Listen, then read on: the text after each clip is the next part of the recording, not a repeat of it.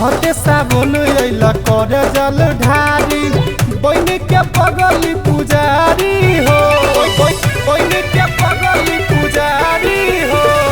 चढ़ते सावन अइला कर जल ढारी बन के पगली पुजारी हो।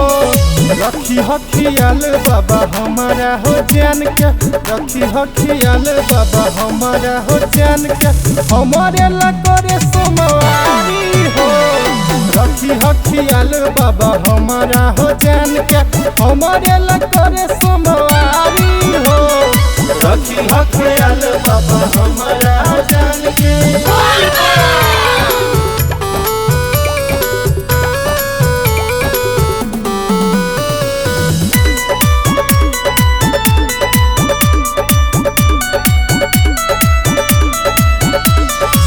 सरिया सखिया सहेलिया के साथ हो जल ढारे तोरा बाबा लोटा लेने हाथ हो जल ढारे तोरा बाबा लोटा लेने हाथ हो। सिंहेश्वरिया सखिया सहेलिया के साथ हो जल ढारे तोरा बाबा लोटा लेने हाथ हो।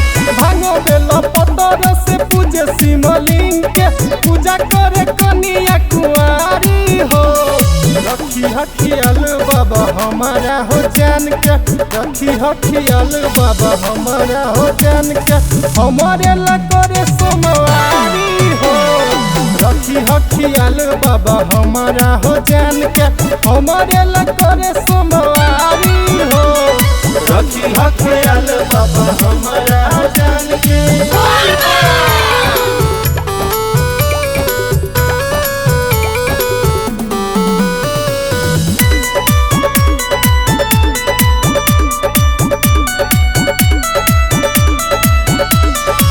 राधा से लेके अइला तोरा खातिर जल हो प्यार मिल जैते होते पूजा सफल हो प्यार मिल जैते होते पूजा सफल हो। राधा से लेके अइला तोरा खातिर जल हो प्यार मिल जैते होते पूजा सफल हो।